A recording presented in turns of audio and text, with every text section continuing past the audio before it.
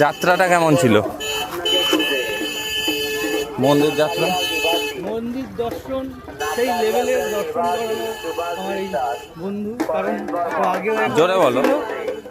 একবার এসেছিল, ওর অভিজ্ঞতা ছিল, তাই কষ্টটা হয়েছে, কিন্তু যেই পরিমাণে এখানে এসে কষ্ট হয় সেই কষ্টটা অনুভব করিনি। কারণ আমরা যেই বাইপাস মেরে মেরে নামলাম, তারপরে ওঠার সময় তো অনেক বাইপাস মেরে উঠেছি, আর মন্দির দর্শন করেছি একদম ফাঁকায় ফাঁকায়। এরকম হয়তো আমার মনে হয় না। কতক্ষণে মন্দির দর্শন করেছো?